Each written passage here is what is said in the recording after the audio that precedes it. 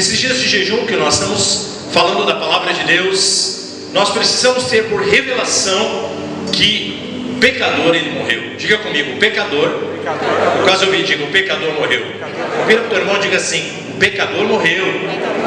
Diga, e reviveu o justo. Diga para ele agora: você é justo. Você sabe que existe algo na palavra de Deus que fala muito a favor de algo. Muitas vezes nós olhamos o Antigo Testamento e olhamos aquelas severas leis, onde nós vemos Deus punindo de uma certa forma, de uma forma tão dura. E muitas vezes nós nos perguntamos por que Deus deu a lei. A lei foi dada unicamente para que viesse o Salvador. Diga comigo, a lei veio para que viesse o Salvador. Romanos 5,19 diz logo: assim como por meio da desobediência de um só homem, muitos foram feitos pecadores, assim também por meio da obediência de um único homem, muitos serão feitos justos. Eu vou fazer algo aqui, e eu gostaria que dois irmãos homens subissem aqui para me ajudar, e eu quero explicar exatamente o que significa o dom de justiça. Dois irmãos voluntários, rapidamente me ajudem aqui. Dois homens, subam aqui rapidamente. Você sabe que nós estamos ministrando sobre o dom da justiça? Por favor, obrigado, irmãos. E se você entender isso, a sua vida vai mudar completamente. Você sabe que o Evangelho, nós precisamos ser práticos.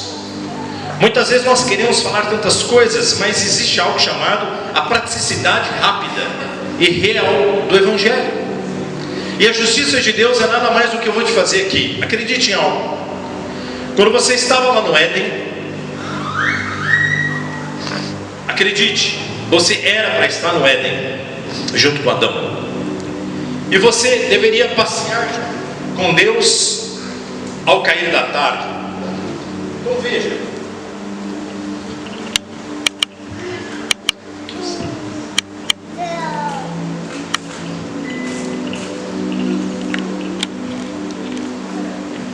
Mas veja, infelizmente, o pecado entrou e perdeu-se a intimidade com Deus, o passear com Deus, o trabalhar com Deus lá no Éden. E nesse momento, esse manto que se perdeu da intimidade com o Senhor, nesse momento, essa intimidade com o Senhor, ela foi perdida, e o pecado, ele entrou nesse momento sobre a sua vida. A Bíblia diz que todos pecaram e foram destituídos da glória de Deus. Isso é uma palavra que aparentemente parece ser tão simples, mas eu e você precisamos entender que nós perdemos a essência. E eu e você, quando nós nascemos em pecado. Olhe para cá. Eu vou dar uma notícia que muitas vezes você já ouviu eu e o pastor Zé Carlos falando sobre isso. Mas quando eu e você nascemos dos nossos pais, nós nascemos como pecadores. E pecadores não agradam a Deus. Acredite, nasceu algo genético dentro de mim. O pecado que está dentro de mim, o pecado que está dentro de você, ele é genético. E nesse momento, o que acontece?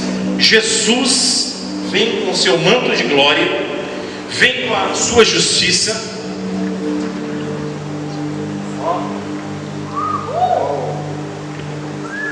Ele vem à terra. E você sabe qual é o único motivo que Jesus veio à terra? Logicamente para salvar você, mas transformar você em justiça de Deus. Não, deixa eu te falar para você. Muitas vezes você pode estar dizendo assim: Ronaldo, mas eu tenho que melhorar em tantas áreas, mas eu tenho que mudar ainda, eu sou ainda errado em tantas situações. Já nós vamos falar de algumas características. Mas você precisa entender algo, que ele veio na cruz para fazer apenas algo, fazer algo chamado substituição, transformar você em pecador, agora em justo. E qual o mérito? Está lá em Romanos capítulo 5, versículo que eu disse: por um homem entrou o pecado no mundo, a natureza genética que é o pecado da carne lá de Adão. Mas veja, por causa também nome de um justo chamado Jesus, o justo, você se torna justo como Ele. Deixa eu dar uma notícia para você que muitas vezes você não deve ter ouvido isso. Quando o diabo olha para você, sabe o que ele olha? O homem justo, uma mulher justa, alguém santa, apartada do pecado, próspero. O reino espiritual, quando olha para você, vê a justiça de Deus. E muitas vezes eu e você não conseguimos enxergar. E Jesus agora, Ele pega o seu manto de justiça, o seu manto de vitória,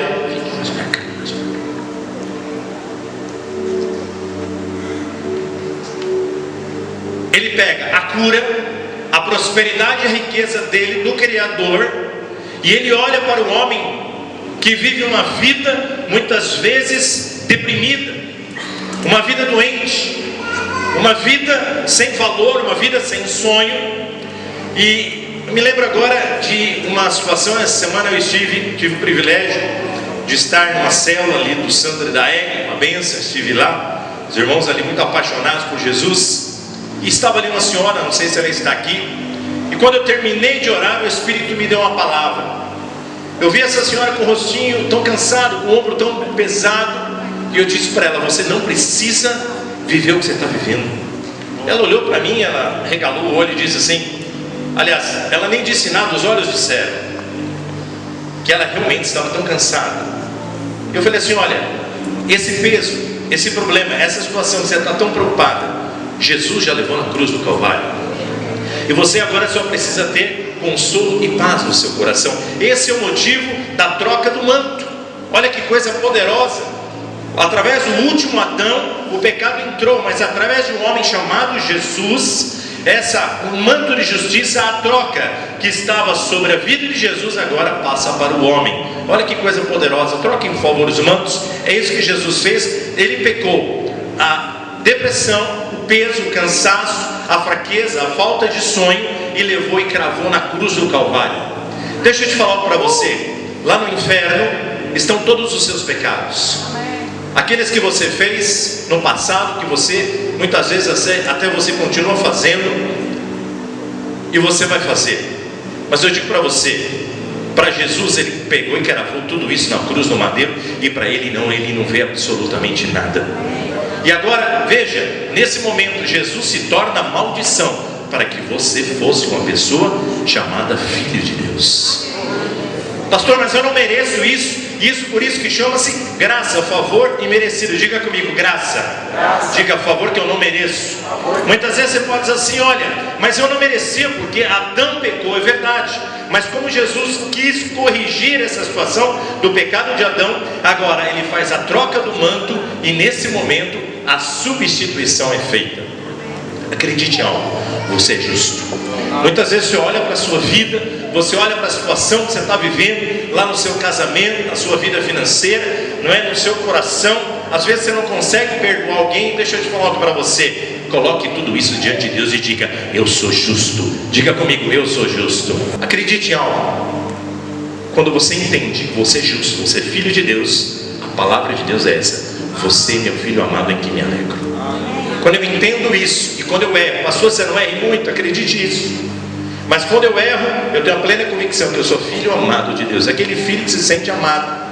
E quando você se sente amado, não há culpa, não há medo e não há condenação.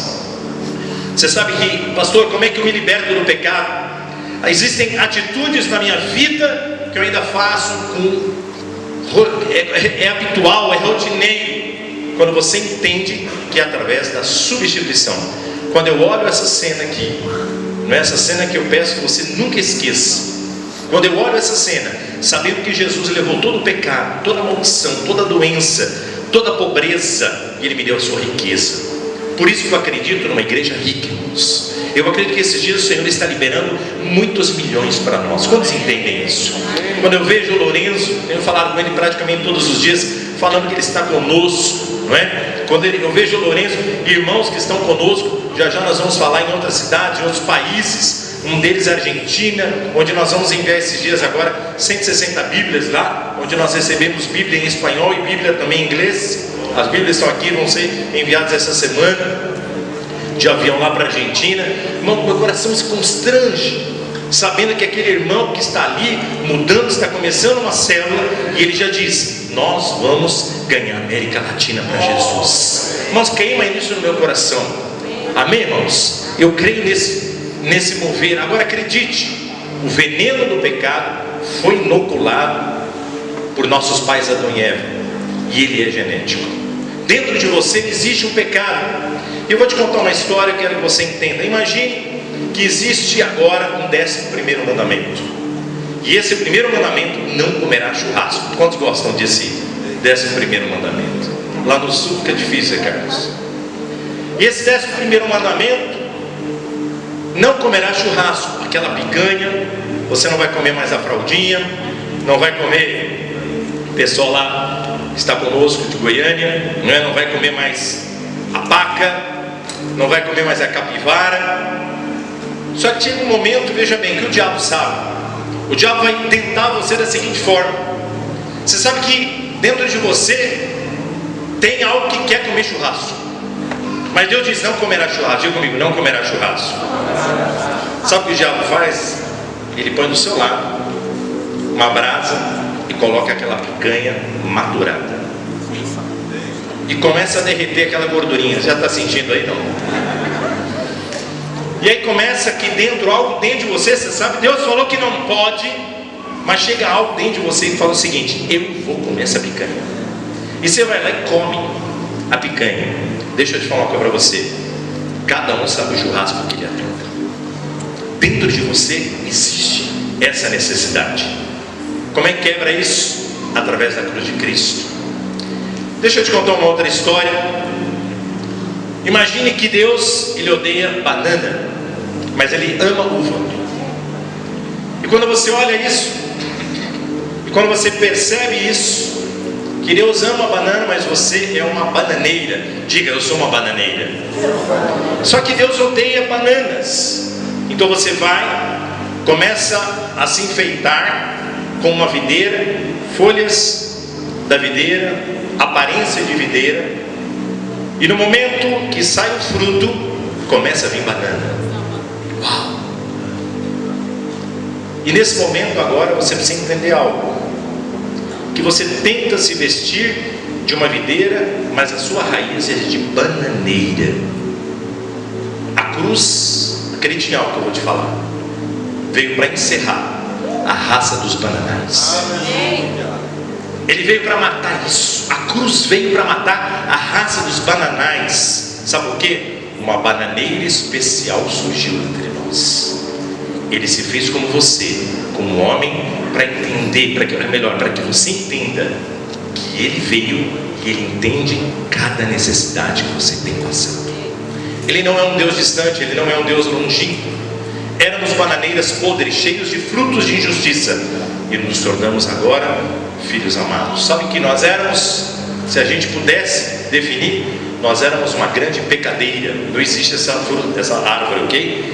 Mas nesse momento, o que acontece? Jesus crucifica o velho homem e ressuscita agora como filho amado de Deus. É aquela pessoa que não tem jeito, aquela pessoa que é odiada. Jesus vai lá, morre por ele, e agora que ele era destinado ao inferno, ele se torna filho amado de Deus. 2 Coríntios 5,17 diz: quem está unido com Cristo é uma nova pessoa. Acabou-se o que era velho e já chegou o que é novo. Quantos querem viver isso? Vamos terminar apenas com uma história. Você sabe que existem muitos cristãos que ainda não entenderam a linha divisória do antes e o depois de Jesus. Você sabe que você precisa entender isso, que você não é mais escravo. Mas existem muitos cristãos que são totalmente livres, mas ainda vivem como escravos. Eu vou te contar uma história e nós paramos por aqui. Você sabe que muitas vezes nós tomamos atitudes de escravos. É como se fosse mais ou menos assim: existe um príncipe que era escravo, e agora aqueles que eram escravos chegam para ele e começam a falar assim: só que agora ele é príncipe. Preste atenção nisso.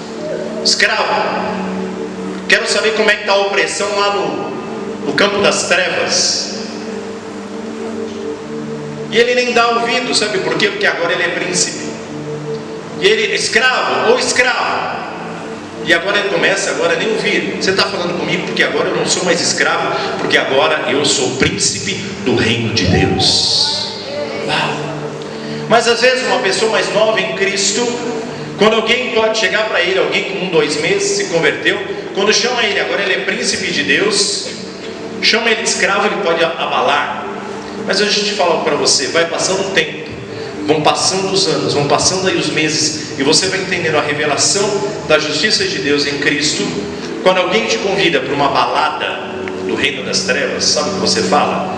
Eu não pertenço mais a isso, a minha vida é destinada unicamente ao Deus Salvador. Gálatas 2:20, para encerrar, diz assim: fui crucificado com Cristo, assim já não sou eu mais que vivo, mas Cristo que vive em mim. A vida que agora vivo no corpo, vivo-a pela fé no Filho de Deus que me amou e se entregou por mim. Acredite algo, há uma divisão entre o antes e o depois da cruz. Quantos entendem isso? Queria que você ficasse.